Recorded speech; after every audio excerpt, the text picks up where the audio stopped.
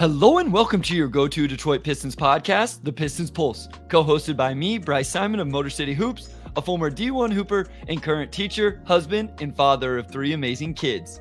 And I'm Omari Sankofa II, Pistons beat writer for the Detroit Free Press. Of course, we're always blessed to be joined by our guy and producer, Wes Davenport. If you aren't, check him and Jack Kelly out on DBB Live every week in the evenings, either Thursdays or Fridays. And thank you to everybody leading ratings and reviews on Apple, Spotify, YouTube. Guys, we're almost to 500 ratings between Apple and Spotify. So please get those in. Omari, I wanted to read a comment actually from the DBB comments. This was from I Like to Ride Bikes, which they spelled it Buykes. And it took me forever to figure it out until I saw their profile picture. And then once I saw the profile picture, I felt kind of dumb that I couldn't figure it out. But they said, have not ever really been a podcast type of fella, but y'all are pulling me in. Love your show. Keep it up, bros. Listening from Grand Rapids, Michigan. That was really cool for me to see, Omari, because I want to ask you this as well. I wasn't much of a podcast listener until I started Motor City Hoops a few years ago. So now I listen to a ton. I probably have 10, 12 different ones in my queue. How much podcasting do you listen to outside of obviously what we do? Yeah, so I've tried and failed to get into podcasts many times over the years. I've probably been dabbling in podcasts for the last 7, 8 years. And I'm kind of similar where I never really listened to pods before we did the Pistons Pulse. And now I'm still not a daily or even weekly listener, but I will drop in every now and then. Obviously, you and Sam Vicini on Game Theory. Shout out to you, Bryce. I tuned into a couple of those, and Sam's great at what he does, of course. And just different Pistons pods, just to I guess figure out how I want to do certain things, since I'm new, or I was new to the podcasting game when I came into it. It's been over a year now, so I guess I can't say I'm new now, but just more so taking notes from other pods and seeing what they do, what works, what doesn't, and how we can improve ours. So I'm more of a listener now, but it's more so for research than necessarily information. Yeah, that's how I am as well. I like to listen, and then I find myself going, oh, they do a really good job of this. Or if I'm being honest, sometimes I'm like, I don't really like how that worked or whatever. Maybe that's something we need to be cognizant of whenever we're recording the podcast. So I do listen to a bunch of Chiefs podcasts. That is kind of fills up my queue. And Travis Kelce, actually, him and Jason, I don't know. I think you would like it, Omari. Him and Jason Kelce actually have a really good podcast. If, I know you're into football. And then I listen to Game Theory, Winhurst, Zach Lowe. A lot of my other draft NBA ones, Omari, are draft ones. Obviously I'm big into that world, and it's becoming even more and more for me. And so that helps me keep up with prospects and all of that as well. So I was just interested. Wes says, starting up with Motor City Hoops and now the Pistons Pulse made me stop listening to so many Pistons pods regularly. All other non-sports podcasts, though, he still listens to. That's true. I support all the other Pistons stuff. I obviously support Wes and Jack with DBB Live, but I'm not going to say I'm a regular listener to that as much as I love those two guys. And even some of the other Pistons podcasts that are really, really good, I don't always tune in. And it is interesting. It's an interesting world. And I was curious how into it you were before this, because like I say, before 2.5, 3 years ago, I wasn't into the podcast world at all. Yeah. I don't know what it is about podcasts. I'll get maybe 10, 15 minutes in, and then I'll just my brain just kind of goes elsewhere. And I start daydreaming or thinking about what I need to do for work or what I'm going to eat for dinner. So that's probably on me. I need to pay more attention to the pods I listen to, but definitely more research down than anything else, just since, I just think there's a lot of quality podcasts, not just NBA wise, but Pistons wise as well. So it's been fun to dive into that. Absolutely. Tons of quality content out there. People are doing a great job. I think it is interesting too, people that listen to it on 1.5 speed. And I'm like, oh, I didn't even know people actually use those options, but a lot of people do. And I feel like I'm cheating the podcast if I listen to it that way. But enough of that conversation. We have some really cool topics today. Wes put together a great outline for us. We're going all lineups today, guys. So we're talking starting lineups, 10-man rotation, who's going to close games, who's the best 3-point shooting, floor spacing lineup, who's going to beat you up, all sorts of stuff. We'll get to as many as we can. If you're listening and watching here live on Saturday morning with us, throw in your comments and questions, and we'll add that stuff into the episode as we go through it as well. But let's just start at the meat, at where everybody's really interested right now, and that's the starting lineup. So Omari, first, I don't want to know what you would do. I want to know what you think the Pistons will do on opening night. Who do you think Monty Williams will roll out as the Detroit Pistons starting lineup? I still think probably the safest bet for that is Cade, Ivy, Boyan, Isaiah Stewart, and then Jalen Duren. I think it just gives you the best balance of ball handling with Cade and Ivy. Obviously, those two guys seem like locks.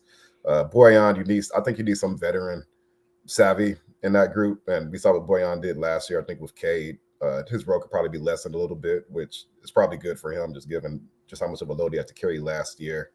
And then that Stewart during front court, obviously you expect that Stewart will continue improving as a 3-point shooter, and that gives you rebounding and defense as well. So just balance wise, checking all the boxes.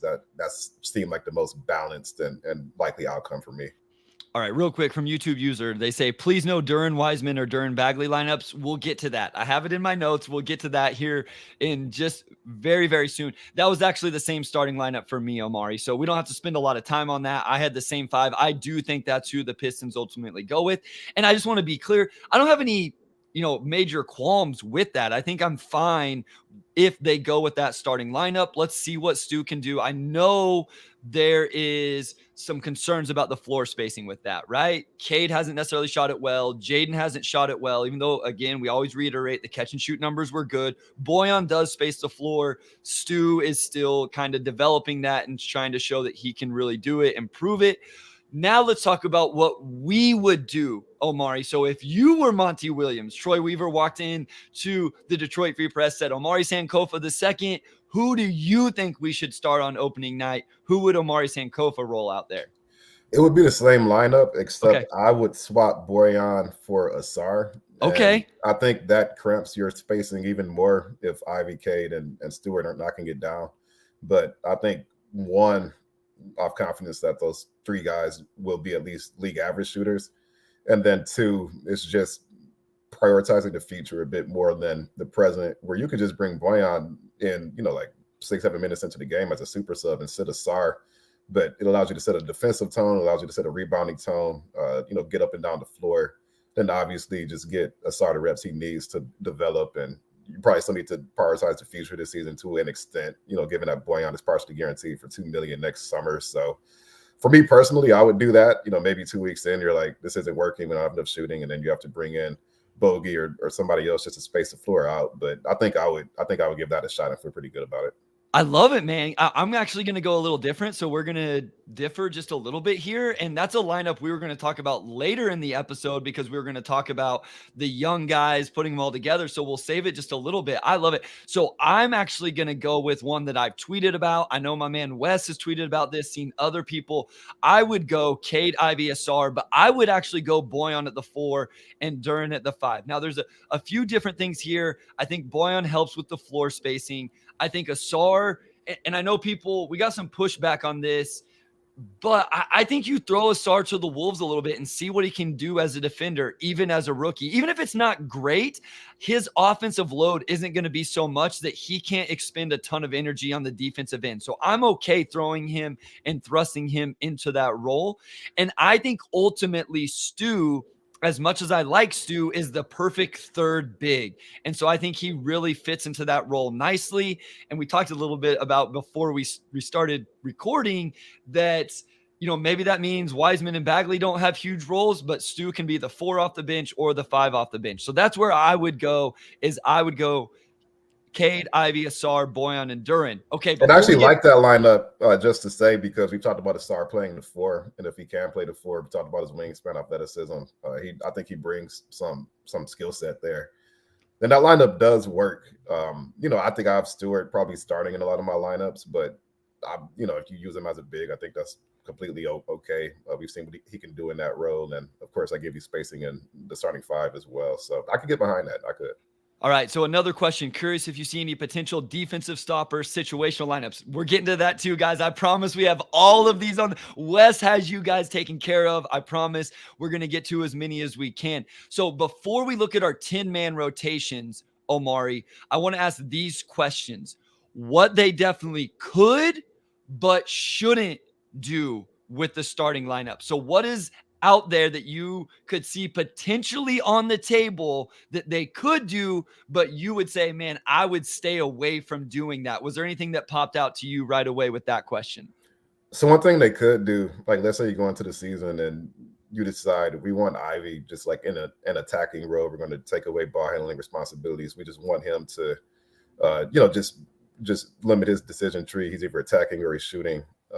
If you go that route, then you could insert Monte Morris into the starting lineup, and then you just have Cade, Ivy, and then maybe you go Bogey and Duran, or you go Bogey and Stewart or whoever in that front court. But just adding some of that veteran ball handling in the starting five could have some logic to it if you're just not quite confident that just being as young as you are with Cade and Ivy, it'll get the job done.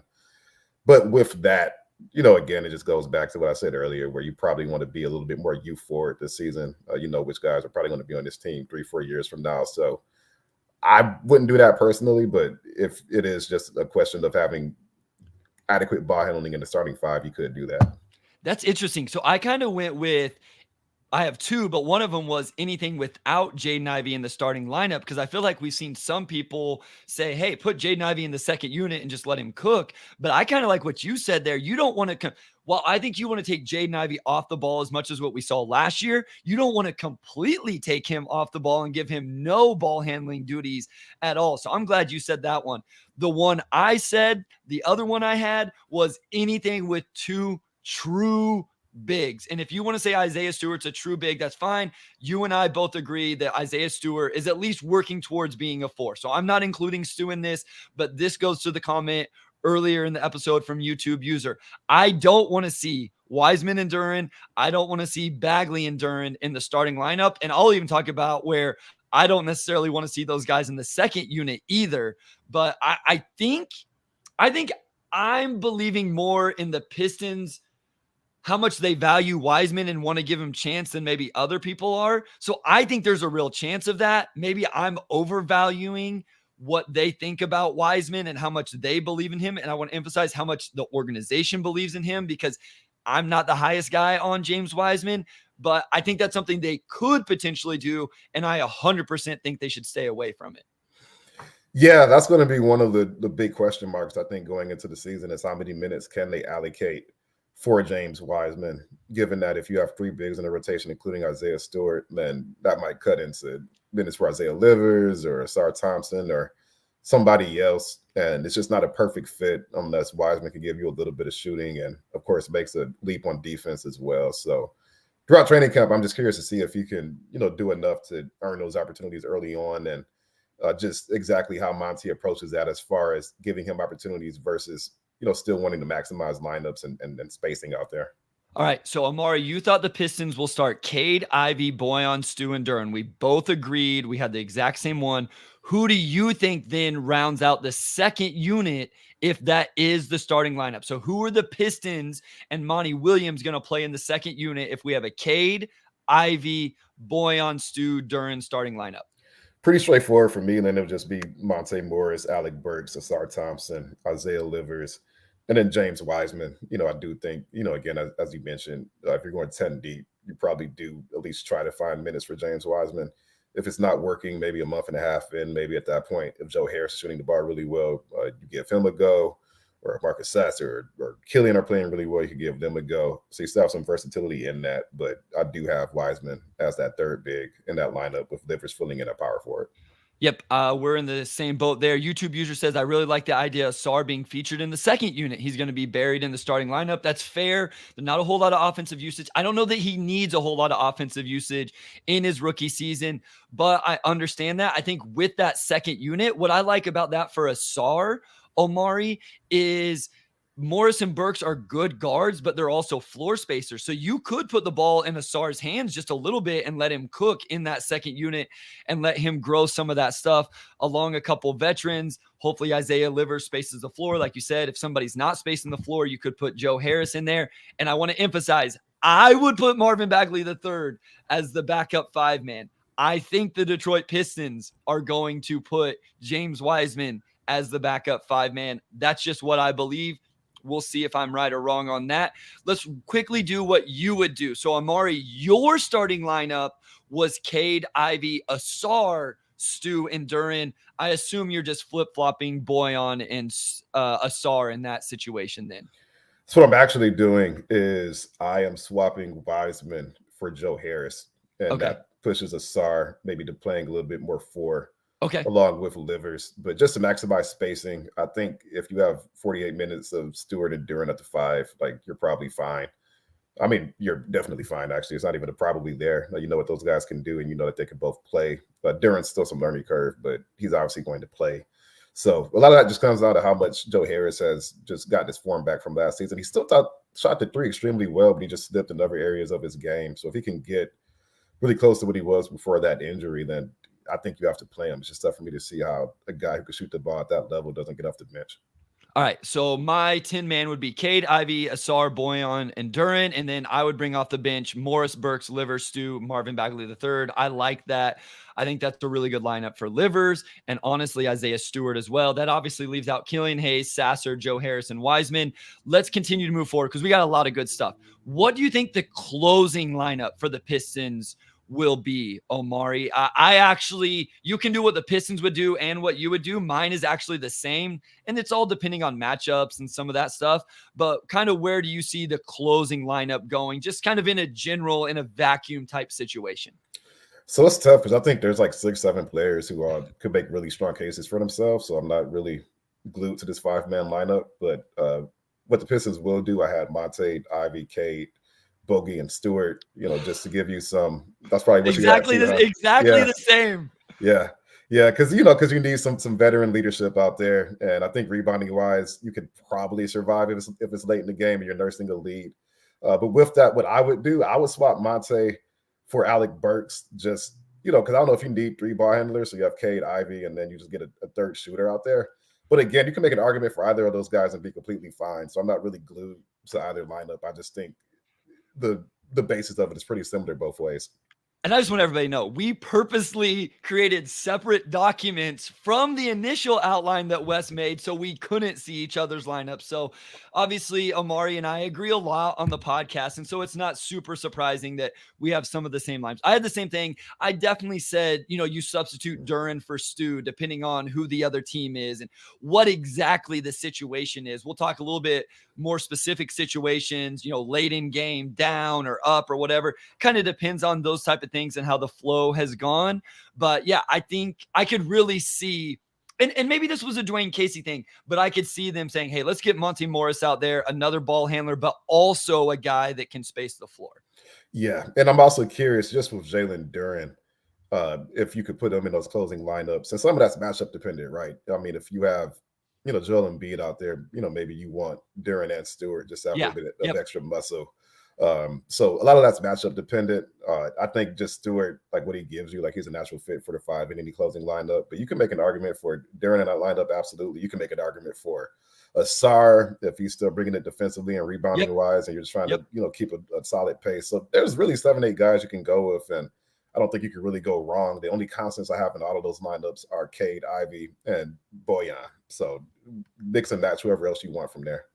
So let's talk about just some general ideas, Omari. So we're not doing actual lineups. We're just saying things we feel like we know about the possible lineups. These are things we feel like we know are going to happen. I'll just start. I think we know that Cade, Ivy, and Duran are going to start. I think those 3 will be 3 of the 5 starters.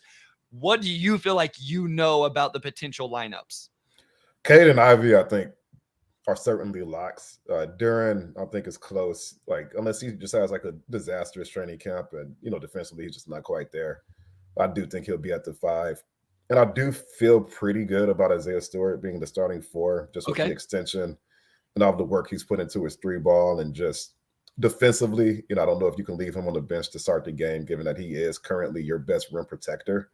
So I would say those 4 I feel pretty good about. And then it's just a question of if Boyan or Asar gets that last spot. But I feel pretty good about those 4 guys right now. That could change in a couple of weeks after we get a few days in the camp. But right now, I feel pretty good about those 4. Okay, so another thing I said, I think we know that Stewart is going to play minutes at the 4, but we don't know, and we talked a little bit this about before the recording, how many minutes Stewart will get to play at the 5. Mhm. So that's something I'm really interested to watch. This is something Wes has brought up to me a lot, and I think I lean towards him. I think Wes said he would like to see 60-40 at the 4 and the 5. I'm kind of with him there. I think that's where I'd like to be. But with all these 5s, I don't know that that's where it is going to be. So I know we're going to see Isaiah Stewart at the 4, but I don't know if we're going to see him as much at the 5 as what I would like.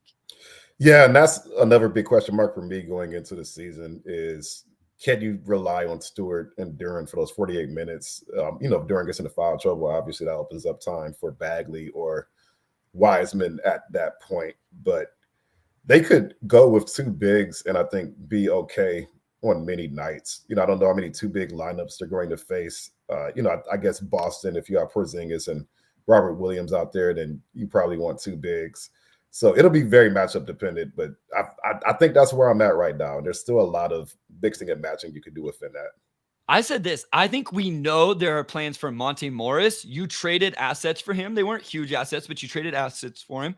And probably Alec Burks, because you didn't trade him, at least yet. And obviously Boyan, or I think they would have moved those guys. So I think there are plans for those guys to play minutes. And I think it's represented in our lineups thus far in the episode. Do you agree with that we know there are, I think those 3 at least, Morris, Burks, and Boyan, there are plans for those guys to definitely be in the rotation. I didn't include Joe Harris on purpose because I don't think it's a nightly thing with Joe Harris. It may be every 5th game or a 3-game stretch, something like that. Yeah, I think those 3 guys, like, you need veteran leadership, and all those guys could shoot. It's just hard for me to see how they don't play, and it would have to be a situation where either Killian or Sasser or even both just coming to camp on fire. Like I could see Sasser, just being a 23-year-old rookie, being ahead of the curve. And if he's really defending really well and he's your best perimeter defender, then, maybe he makes an argument there. But just veteran-wise, absolutely Burks, Monte, Boyan, those guys are going to be in the mix. Okay, last one before the break. I don't know where minutes come for Marcus Sasser or Killian Hayes consistently. I can't find it for either one of them. And I'll say this. I was a huge Marcus Sasser fan before the Pistons drafted him. We obviously had him on the pod. If you haven't listened to it, go listen to it. It was a great interview, great young man. I want to see him play. I even have said, Wes can vouch for me. I've sent Wes a ton of texts saying, I want to see Killian Hayes for 50 games this year and see what he can do. So I'm not a Killian Hayes hater. But I just don't see where those guys get minutes unless there's an injury, foul trouble, rest, or an eventual trade. I mean, it's tough. I mean, I've been in the exact same boat pretty much since they drafted Sasser and then went and got Monte Morris. It's just from a ball handling standpoint, Cade, Ivy, and Monte Morris, you're pretty much set. Burks gives you the shooting. And Asar, I think, gives you a lot of what you could get from Killian and Sasser, just being a really good defensive wing who can also move the ball. Questionable shooter at this point. With Sasser can shoot, maybe that helps him. But yeah, Killian and Sasser are going to have really strong camps to make a case for themselves this season. All right, we got to go to a short break. This is a lot of fun. We knew this was going to be fun. It was way more fun this year than last year just because of the versatility of the lineups and the talent, quite honestly, within the lineups. We're going to go to a short break. When we come back, we're going to go to the all floor spacing lineup. And man, I don't know about you, Omari, but we do got some floor spacers on this team this year. So that'll be fun to start off with right after this short break. All right, we are back with segment 2, and we're going to lead off with situational lineups. So just any scenario you can think of, any scenario you're likely to encounter in the game, which best 5 which you put out there. Floor spacing wise, I think there are probably 2 or 3 guys we're both going to have in this lineup by default, and then 2 spots where it's just like you could probably plug a few guys in there and be okay. Bryce, I'll let you lead off, and then I'll follow up with mine.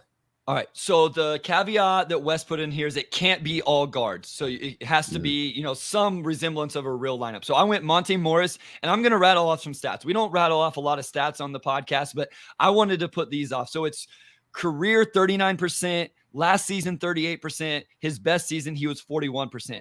I got Alec Burks, last season 38%. His career was 38%. Last season, 41. His best season, he was 42. Joe Harris at the 3, career 44%. Last season, Omari, Joe Harris was still 43% on 4.5 attempts. In his best season, he was 48% on 6.5 attempts a game. I got Boyan at the 4, career 39%. Last season, 41%. His best season was 43%. And then I got Stu at the 5. I know some people are going to throw Marvin Bagley at me, but here are the numbers. Stu is a career 33% three-point shooter on 1.7 attempts. Last season, he was 33% on 4.1. He's a career 72% free throw shooter. Marvin Bagley, 29% on 1.9 threes for his career. Last season, he was 29% on 1.6. And his best season, he was 34% on 2.5 attempts. Career 68% career free throw shooter. So I'm going to go with Stu. If somebody wanted to go with Bagley, that's fine. I won't overly debate that. But my lineup is Morris, Burks, Harris, Boyan, Stu. I know that was a lot of data, but I kind of went crazy with the three-point shooting. I kind of enjoy that. So Monte Morris, Alec Burks, Bojan Bogdanovic, Isaiah Stewart. Those were the 4 I figured we would both have. I wasn't actually positive on Bogey because you could make an argument for a few other guys, but I knew Monte, Burks, and Stewart at the very least because there's just really no competition for Isaiah at the 5, obviously. Actually, instead of Joe Harris, I had Cade just because I still think you might need a second ball handler in there. I do think that Cade is really going to shoot it next season. But if you swap Cade with Harris or even Livers, I think you're completely fine if you just trust Monte and Burks can handle all your ball handling responsibilities, which they probably can. So still some flexibility in that, which they didn't really have last season, right? Like we're looking at this, like there's like 8 guys that could plug into like an all shooting lineup, which gives you a lot of versatility. So they could be a really improved team on that end of the floor, especially if Cade and Ivy make the improvements they've been trying to make this offseason. So that's really the only change I had, which is Cade in for Harris, given that you probably need 2 lead ball handlers out there. Matthew Harrison said he's going to fudge it and play Livers at the 5. Sure, I mean, if you want to try to live with that, I mean, we've seen some smaller dudes playing at the 5 for the Pistons over the last couple of years, and so I'll give it to you, man. That's getting a little bit creative, but I'll give it to you. I'll say this, Mario, and I've said it before. A couple years ago, myself included, probably even you wrote it somewhere, said it. The fan base as a whole was saying this team needs to be more athletic and this team needs more three-point shooting. Since then, Troy Weaver has added Jaden Ivey, Asar Thompson. Asar Thompson is legit top 5 percentile athlete, maybe even higher. I may be shortchanging him. And Jalen Duren. And then he's added Monte Morris, Alec Burks, Bojan Bogdanovic, and Joe Harris. So he's tried. I'm not saying it's all been perfect. It's obviously not a perfect roster because I think we both agree they're around 30 wins this season. I'm just saying there was 2 major flaws in the roster, and I feel like he has attacked them at least in some way. Go ahead. No, I was just going to say, like, he really has tackled those, and the only real hole they have on their roster is just at that 4 position, which even then they have multiple guys who could fill in there. So depth-wise, I mean, I remember when they traded for Marvin Bagley and, Troy said, we didn't get Cade a lob threat, and that's on me. We didn't have all the tools we needed in the toolbox. He went and did that. So Cade coming into this season, just having spacing, the lob threats, everything else. I'm just curious to see, not to get too off topic, but I'm just curious to see how much he's able to tap into all those things as he tries to make a leap at the stardom as well. YouTube user asked, are you doing an all transition lineup? Yes, it's a little bit different of a caveat, but yes, essentially we're doing how fast can you play when you need to score a bunch of points. But the next one, we're looking on the defensive side of the ball, Omari. This one was a lot of fun as well. I think there's a few different ways you could go. This is the super switch lineup. So the lineup with the most switchable defenders on the team with these 2 caveats. You still have to have a primary guard, a handler, and you have to have at least 1 quote unquote big. So you go ahead and lead us off here. We'll see how close we are with this all switchable lineup. Yeah. So my front court, I went Stewart and Livers. I think that just gives you the most maneuverability. Asar at the 3. Those are the 3 I figured we would both have. And then it's 100%. Just the guards, right? So at that point, I think it's a question of you still want to go defense first, but how much ball handling, passing, like how much can you survive maybe without those things? So I still have Cade in that lineup. Like I think, just 6'6" long wingspan. I think just his IQ on defense is there. It's pretty strong. And then that 5th spot, I would go with I would go with Killian over Jaden just because Killian's shown it. But if Jaden, Same, if same. It's the exact same okay, vibe. but that's the thing. If Jaden could come in and really, prove himself on defense, and by the time this pod comes out, I actually have a story where I talked to Jaden a couple of days ago, and he said he wanted to use his God-given gifts and that didn't of the floor. So that'll be out. Actually, we might have posted today. Actually, if they posted on Saturday, I haven't checked yet. But you could go Jaden there if he really shows it. But I think Killian's already showed it, so you just go with him. Yeah, I legit Killian, Cade, Asar, Livers, Stu. I think there's some arguments depending on how much offense you want to keep on the floor for Burks or Boyan, even just because those guys have enough size. Alec Burks is 6'6", 214, according to Real GM. So that's where I go for a lot of my stuff. So anybody's like, no, he's not that big. I've seen him I feel like he's good sized, Omari. Alec Burks is a well-built guy. Boyan is big. But, Killian is 6'5", 195, again, according to Real GM. So I just think 6'5", Cade 6'6", Asar, Livers, like those guys are all 6'5" to 6'8", good wingspans, some pretty good athleticism in there. Offensively, you have plenty of, creation and passing and ball movement. If Stu is a real floor spacer, maybe you have just enough floor spacing to make that work offensively. Obviously, there's no true lob threat, but I was kind of like you. You said it when you were giving your lineup. If you're really doing this and just considering defense, then I think this is the one that makes the most sense to me. So I think Killian is a good defender, and I think he can be switchable because he is strong. And on that end of the floor, as much as he kind of shies away from physicality when he drives to the rim offensively, I don't think he shies away from contact defensively. So I'm not surprised we have the same lineup, I guess, because I think a lot of those guys make a lot of sense. And we're going to talk about Jaden Ivey a little bit later whenever we do some more defense stuff. And I'm going to talk about his point of attack defense versus off the ball defense. The next one is fun also, and it's the beat you up lineup, Omari. So just how physical of a squad can we put out on the floor? I changed this one around a little bit, but I kind of like with the 5 that I came up with. So where are you at on this one?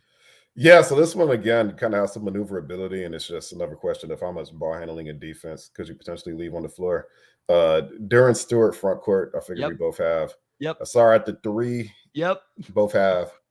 Cade at the 1/2. Okay, so that might be a little different. We're going to be different here. I like it. Okay, and honestly, like I just went Ivy, just with his athleticism. Like I thought he did show some physicality last season, so I went with those 5. But I think physicality wise, like I'm not sure who else I would go with in that lineup. Maybe you could get Livers in there somehow, but those are my 5. So I'm curious to see who you have that's different. Yeah, so, and this also has to have at least one lead guard. So Ivy's going to be the lead guard for me. I had Asar, Stu, and Duran. I think Stu and Duran front court. And let's go ahead and talk about it right here. We talked about this before the recording, Omari. We didn't get Bagley and Wiseman in very many of these lineups after the very beginning. It was very telling to me, Omari, that I got to the end of going through this outline and I looked back and I'm like, I haven't typed Wiseman or Bagley's name since the very start. None of this other stuff were they involved. I think it speaks to the versatility of some of the other guys, but maybe also kind of where I land with those guys. You know who I put there? I put Marcus Sasser. And I know he's not like the most physically imposing guy necessarily, but that kid is a dog. But you don't play at Houston for 4 years in that program and not get after it. So I understand there's an argument for Cade and his new, upper body strength, and even Burks and Hayes and all that. Part of this is I kind of wanted to throw Sasser a bone here and try to get as many guys' names involved as I could. But part of me truly believes it. And we have this from Matthew Harrison. Would you like to see Sasser, Killian, Asar out there picking up guys defensively full court like Mike James and Lindsey Hunter used to do? So maybe that's something you could do, like Sasser on the ball, Ivy on the ball, Asar on the ball. I think just the physically imposing. Yeah, QT says it. Sasser's a pit bull. And so I kind of liked it. Jaden's going to have to take the primary creation responsibilities. Asar can help a little bit. Sasser can space the floor. So that's where I went. Yeah, the full court question is interesting because I don't know if you can do that in the regular season too much just because of how up-tempo the NBA is now compared to the Lindsey Hunter, Mike James days. But in the playoffs, when things slow down, you probably could. So I think a Sasser Hayes backcourt could work. Especially since those guys would be in proven situations where, you have some guys in front of you. So you're going to come in, you're not going to bring that energy on defense once you do get that opportunity. So Sasser is a fun pick there. I think I went Cade just because he's 6'6", a little bit bigger. We saw him post up in college a bit. I have no clue if Monty's going to have him post up next season. They probably don't need to necessarily, but his game is more for like finesse and power as a guard than it is just kind of floating by guys like Ivy. So I went with Cade. I like Sasser there as well, just because he does bring some of that just fire you want to see from the backcourt in such a lineup. So I like that. I like that. That was a little bit of different from how I would have went, but it does make sense, I think, after you explain it. Yeah, it took me a little while to get to that. I definitely had something different. And they're like, you know what? I'm just going to put Sasser in here. We're going to have some fun with it. So now we're getting to very specific situations. I really love Wes coming up with these. So this first one is 10 seconds left in the game, Omari, and you need to stop. This is truly the all defense lineup. You don't have to worry about offense. If you get a defensive rebound or steal or they score or whatever, the game's over, or you call a timeout and you're subbing offense on. I have a bunch of like extra notes along with the 5 that I put out there, but where did you go? Who are the 5 defenders you put on the floor in a situation like this? So this one was actually kind of tough. And I think it's Yeah. another one that kind of goes toward just matchups, right? Especially I think in that front court. I would go Hayes or Sasser at the 1. Yep. I would go Cade at the 2, Asar Yep. at the 3. Yep. I would go Livers at the 4. Okay. And then Stewart or Duran at the 5. It just Okay. depends on who the opposing center is. So that's kind of cheating a little bit, but it was tough for me to answer it without, I guess, just knowing who the other 5 are. If it's just in like a vacuum, I would probably go Stewart over Duran just because he's more of a proven commodity at this point, and I trust him switching a little bit more.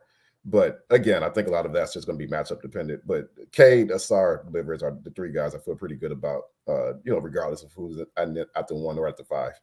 Okay, so very similar. I had Killian Hayes at the 1 as well. I think that speaks to how we believe in him defensively. Then I had Cade. I don't know that Cade has proven it as much defensively as maybe what we're giving him credit for right now. I think it probably speaks to our belief in him and who he is as a defender. And he also got clutch plays on defense when he was a rookie. So maybe not great defensively for the entire time he's out there, but in the final 5 minutes, we saw him come up with a lot of clutch plays. So I kind of just gave him the benefit of the doubt as far as that.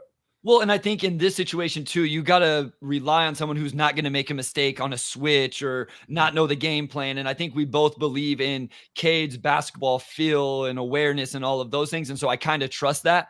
I put Asar in there as well. I mean, I know he's a rookie. I just talked about potentially making mistakes, missing a switch, not knowing, but I'm throwing the full load on Asar defensively this season if I'm Monty Williams and the Pistons coaching staff. Because again, I don't think you need to throw a huge load on him offensively. Go be an offensive rebounder. Get out in transition. Cut and catch a couple lobs. If you get to handle the ball a little bit in the second unit every once in a while, great. I don't even really care about his three-point shot this year. All of that work should be done behind the scenes. He may regress as a shooter, Omari. If they have to tweak some of his shooting mechanics, he may get worse for 12 months before he gets better. So all of that stuff I don't care about. Can he be that point of attack all around defender? Can he protect the rim a little bit with his athleticism? Can he rebound? Like that's one thing I think he really showed out in summer league. So I'm going to put Asar in these situations. And then I have Stu and Duran, but I did have the caveat that maybe you go smaller if they need a 3. I also wanted to say, and this is where we can have the Jaden Ivey conversation. If you feel like it's an ISO heavy team, Omari, not a team that's going to run some really nice actions, but somebody's going to isolate. I think there's an argument for Jaden Ivey because I do think Jaden Ivey takes his on-ball isolation defense very serious. And I think that's where he's best at defensively right now. If it's going to be a ball screen, maybe not so much, but if it's just going to be straight isolation, there's an argument to have Ivey on the floor. I agree with that, and it's funny when we talked to Ivy at the park the other day. He actually specifically mentioned ball screens as an area he needed to improve in. Which I mean, if you watch him last season, I think that's pretty clear that he would frequently get lost or just not position himself well. But ISO heavy, like I do agree with that. I think just his quickness, his length. We even saw him with like he got beat, was still able to recover and block the shot a few times last season. So that does give you some flexibility if he can really lock in that way. our guy RB Nesbitt, huge supporter, always interacting on Twitter, always listening to the pod. So we appreciate you. Give you a shout. He said you're sleeping on Cade's defense, Bryce. Maybe I am. I know I'm a little more critical. I've had other people tell me like, "Hey, you're expecting too much." A lot of it was from his rookie year. I will say this: I don't think he is a bad. I thought Jaden Ivey was bad defensively. If we're being quite honestly, I don't think Cade was bad. But I think a lot of people said, "Oh, he's a really good defender." I would call Cade a net neutral defender right now. And that might be okay with what he does offensively. It probably is okay with what he does offensively and everything else. But I think calling him a good defender, at least based off what we've actually seen, is a little much. But I do have high expectations that he's going to continue to get better because that's just how much I believe in Cade Cunningham. Before we go to break, let's get this in. Brian Roy, bright and early in Vancouver. Thanks for the awesome podcast. I've been tuning in since the first one. Appreciate you, Brian, there from Canada. So again, getting listeners from all over the world. We really appreciate it. Omari, let's go to a short break. We got a few more of these. We have some questions that we'll get to if we have a chance. When we come back, we are going to get into that up pace transition lineup that we got asked about earlier. So after this, we'll dive into that. All right, back with segment 3. And we're going to dive right in just because I know we have a couple of questions we need to carve a little time to get to if we can. 3 minutes left, down 10. Who are you going with, Bryce? Yeah, so this is essentially the up pace lineup that can score. Wes says there has to be some defense out there, but we're trying to get some buckets. So I actually went with a Cade, Ivey, Asar, and then I said Joe Harris or Boyan along with Duren. So you can get up and down the floor with Ivey, Asar, Duren. Obviously, you want the ball in Cade's hands. And then I was like, you know what? Let's put out the guy who almost shot 50% from three for a whole season and let him space the floor and see if he can get hot. So that's what I put out there. I think there's also an argument. You go like Monte Morris with Ivey, Cade, Asar at the 4, which is something I think we could see in a situation like this. And then Duren at the 5, because I still think you want that rim runner, lob threat, offensive rebounder. So this is one I struggled with as well. And there's like I'm looking at my notes on my phone and I'm just like I feel like I didn't really commit to one direction, unfortunately. But really, I think it's Cade, Ivey, Asar. I think you need those 3 out there if you're down 10 with 3 minutes left. I put Livers in there. Just, I think just his two-way ability, floor spacing, I think that would lend itself really well to that. But we also saw Alec Burks heat up many times last season and really knock down a lot of those late shots. So now I actually want to swap Livers for Burks. So you're going Cade, Ivey, Burks, which is a small lineup. But again, you're down 10, you just need buckets, right? Asar at the 4, and then Duren at the 5. So that might have been the lineup you had, actually. But yeah, it was close. Yeah, but just, I think that gives you the right mix of athleticism, defense, and you're also putting like your fastest athletes out there. So that checks the most boxes. But for me, I'm just looking at it and it's still tough for me to not put like a Bogey in there. Like you put Bogey in over Asar just because we've seen Bogey heat up. Like you have 6, 7, 8 guys who all make sense in that lineup. So it's just pretty matchup dependent. I think it kind of depends on how you feel about trying to get buckets quickly. Is it truly get out and run in transition? Because then you want Asar and Ivey. Or is your thought, let's hit as many threes as we can. So let's just put shooters around Cade and Duren rim running or running pick and roll together. So I think there's 2 different schools of thought that you could go with there. I also want to say, before I forget, Isaiah Livers is a guy who I said a few podcasts ago I thought was going to be out of the rotation. And I think I'm wrong, Omari. As I went through this was another one of my takeaways. One was, dang, I never put Wiseman or Bagley again in a lineup. I also found myself talking about and thinking through Isaiah Livers a lot more than what I thought I was going to, including in the 10-man rotation. So I think I was wrong a couple weeks ago when I said I thought he'd be an odd man out. I actually think he has a place in the 10-man and even in some of these other more specific lineups we've discussed as well. I think what he has going for him is, especially if he continues to knock down shots, which I don't see why he wouldn't, it's just tough to leave him on the bench. I mean, he could play the 3, he could play the 4.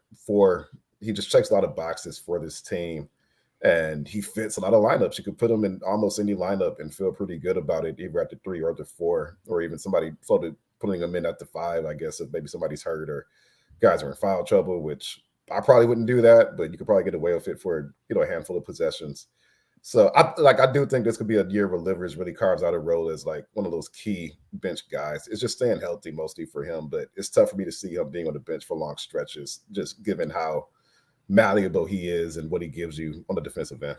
So Mr. Jones goes Cade, Asar, Joe Harris, Boyan, and Stu. 5-out lineup designed specifically for Cade to flourish. I like it. I mean, this shows the versatility of Asar, right? We have Asar playing the 4 in this lineup. Mr. Jones here has Asar playing the quote-unquote 2 in this lineup, but you put 2 big-time shooters around him, and if Stu can space the floor as well, now you have 3 shooters that are really spacing it. Let's go to let's see what we have. Essentially the all young guys lineup, and you alluded to this earlier, Omari. And I just want to I think it's kind of funny. Wes put in there, is this just Cade, Ivy, Asar, Stu, and Duran? I put yes, all uppercase with exclamation points. And then he said, someone give an argument for Livers here. And I put no, all uppercase with 4 or 5 exclamation points. So I think it is that lineup. And this is the lineup you said you would start, the all young guys, these draft picks over the last 3 years. Yeah, I would lean that for the starting lineup. But for this one, I actually went a different direction from both of those. Just for let's see what we have. I went Sasser at the 1, Ivy at the 2, Cade at the 3, Asar at the 4, and then Duran at the 5. So I love it. Nice. Entirely, because I think we can finally graduate Isaiah Stewart from young guy to veteran. He's going into year 4. He got the extension. He stepped into more of a leadership role. We know what he is at this point, right? Like he said, he's improved his shooting, but I think he's proven himself a lot more than other guys on the team, especially on defense. So I would not include him in the let's see what we have for young guys lineup. I think at this point he's showing who he is, and I would give Duran the nod, the start of nod, and I would put Sasser in there. Love it. It's funny, some of these questions, and we're getting ready to do a vet one in just a second. Some of them ask for like the calm it down. We're not going to get to that one, but just kind of the more veteran. I find myself considering Stu a vet as well, is what I'm getting to. That's the way my mind works. He just seems so mature. Okay, so Wes says, surprise, Monty wants to win this game bad and go all vet lineup, but you cannot include Cade Cunningham, who is the all vet lineup for the Detroit Pistons. I put Monte Morris, Alec Burks, Joe Harris, Bojan Bogdanovic, all guys on expiring contracts, essentially, but all guys who can space the floor. And then I didn't have an answer at the 5, which plays into the question we got a couple weeks ago that said, hey, if Wiseman and Bagley, I think it just said Wiseman, but if they're not it, are they better off bringing in a veteran true 5-man to, eat up some minutes? And I kind of pushed that question off the side. I didn't really see it, but again, this is why this activity was a lot of fun, is like, yeah, there's not a vet big on the lineup if you're not counting Stu.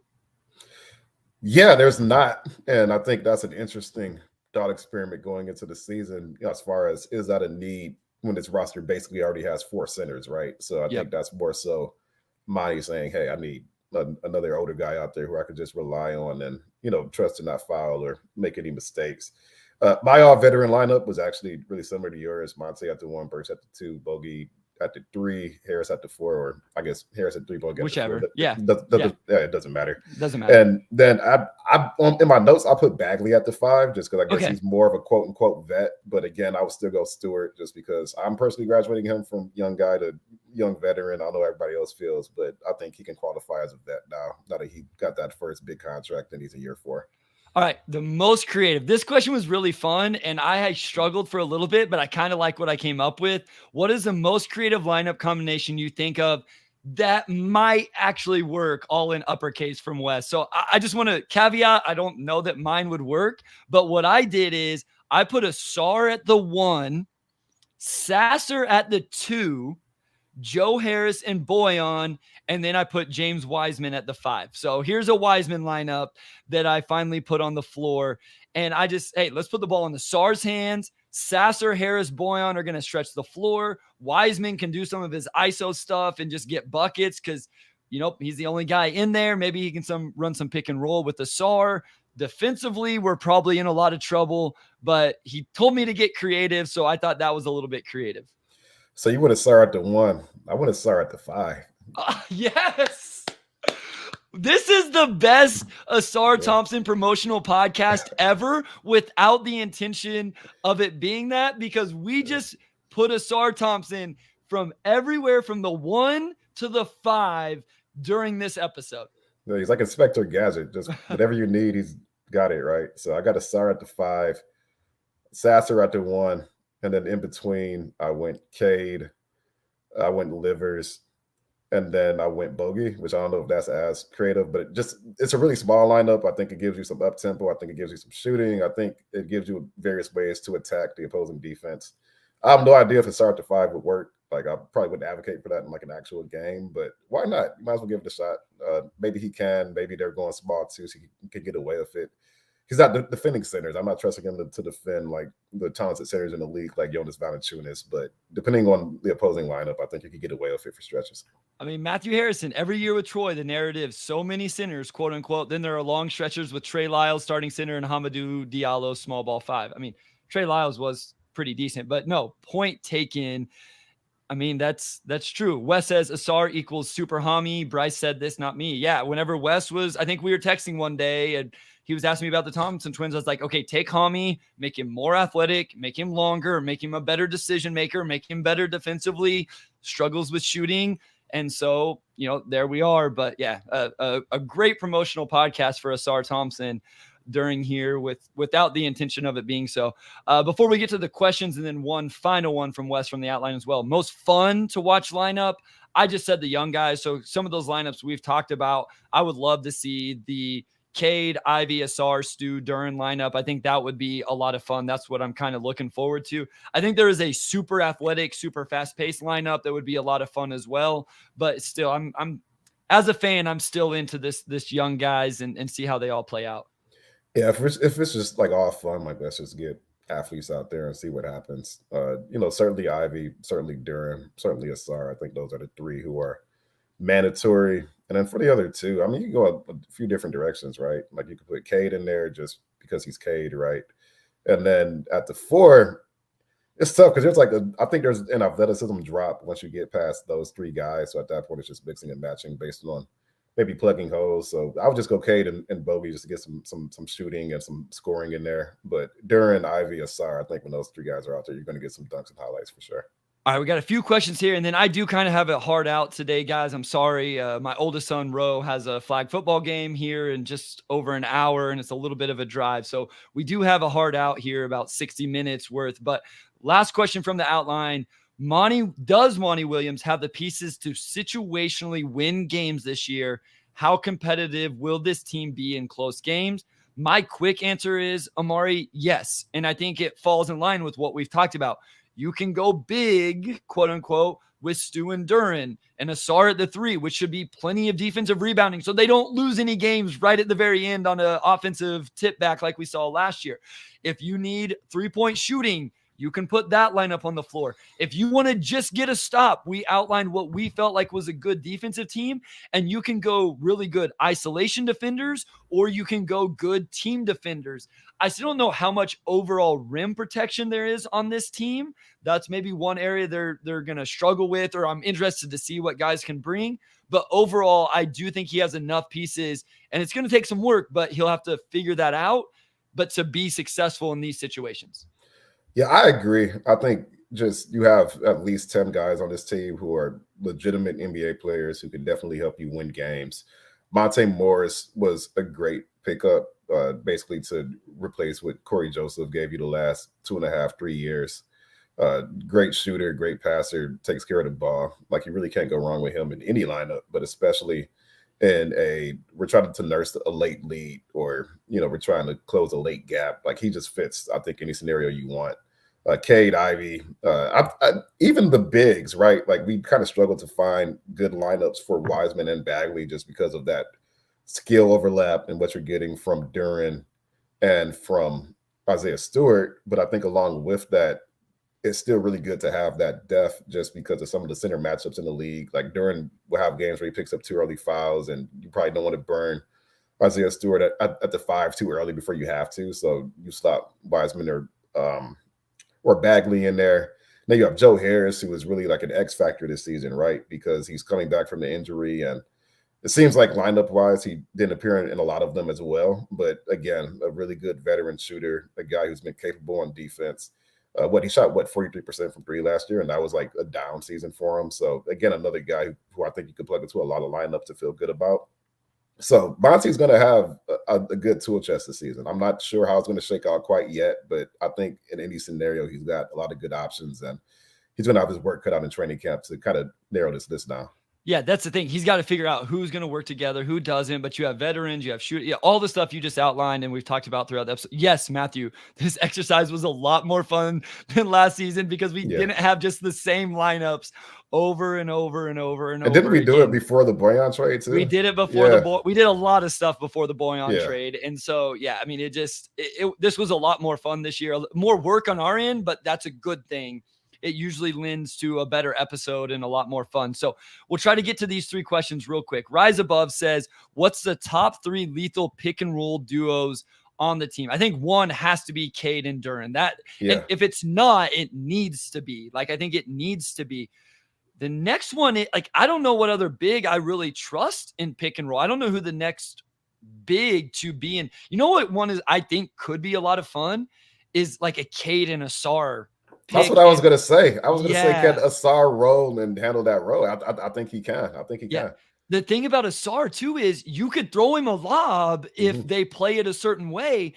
I like it more in, you want to double Cade out of the ball screen? Okay, we're going to throw it to Asar, and then we're going to have the ball in the Sar's hands in the middle of the floor playing 4-on-3. And I trust him even as a rookie to make the right decision there. Now, if they just say, hey, make a mid-range jumper, we'll see. But that one's interesting. I'm trying to think who the next best guard ball handler would be. Is Ivy? Because he got downhill pretty well. Yeah. And he's got a little more nuance, putting defenders in jail and snaking than I think what he gets credit for sometimes. I think so. I thought he also developed pretty good, or he was at least looking for, Jalen Duren down the stretch last season. I thought he meshed well with the athletic bigs. I think when it was him and Stewart, there was a lot of filling things out, so maybe that connection became stronger over the offseason. But I do think Ivy, you could put Ivy with Duren, and you just have a great vertical athlete in Duren, and then the quickest guy on the floor in Ivy. I think that could really give opposing teams difficulty, especially since Duren can pass it too, right? You put somebody in the corner, it's just you have a lot of options there. So I think probably Duren is the most versatile lob threat on this team, or versatile pick and roll threat. But going back to Asar, I just wondered about the screening element there, right? Like, I don't know where he would be as a screener quite yet. Like a roller, I feel okay. Like as a passer, cool. But as a screener, I think that would be very matchup dependent for him. YouTube user says you did it before the Boyan trade this year as well with the little wing face. Well played, my friend. Well played. He also asked, who is the first off the bench as a guard and a big, and who do they replace? So I think Monte Morris is the first guard to come in, probably for Ivy, which then allows Ivy to run the show a little bit without Cade when you bring him back. And then if Stu isn't starting, I think he's the first big off the bench. If Stu is starting, I think he's the first big off the floor. So again, then he can come back in. So if we have that lineup with Ivy and Stu, I guess I would say you're putting in Monte and I guess Isaiah Livers for Stu there, or maybe a Sar for Stu and then Boyan slides to the 4. Something like that would be my guess. Yeah, you have some options there. First off the bench for the guard, I would say Monte. I mean, again, just everything he gives you versatility-wise, I think you can't really go wrong. I had Duren and Stewart starting, so I think going off of that, your third big in that area would probably be Wiseman if you're committed to really giving them opportunities and seeing what you have in them before he hits restricted free agency next summer. So that may be just more of we need to prioritize the future a bit more than, just lineup fit or whatever it may be. But for that third big, I probably just would lean Wiseman just because there's some pressing decisions you have to make with him within the next year. All right, guys, this was a lot of fun. I feel like we could get a lot more questions and some different lineups, but this was great. We really appreciate all the interaction. This is some of the best interaction we've had in quite honestly, the last couple months. We know it's kind of the off season right now, but training camp's coming soon. And so I know things are going to ramp up. Appreciate all of you that joined us here on Saturday morning. If you're listening on Tuesday or Wednesday, whatever it is, whether it's on the YouTube or the podcast platforms, we appreciate you guys as well. Please continue to leave those ratings, those reviews. Those do so much for us. Like I say, we're quickly on our way to 500 Apple and Spotify reviews. It sounds crazy every time I say it, but we're really that close. Wes, appreciate you putting the outline together. That was great. Omari, I know we had to spend some extra time getting our lineups together, but made for a great episode, I feel like. Enjoy the rest of your weekend. Omari, take it away, my guy. Yeah, I know Bryce has dad duty here, so I will go ahead and close this out. But this was a fun one, and thanks everybody for tuning in and for giving us a few more questions at the end that I thought were really good. Yep. So big thanks to our audio producer, Robin Chan, our executive producer, Anjanette Delgado, and our sports editor, Kirkland Crawford. And big shout out to Wes Davenport, as always. And we'll talk to you all next week.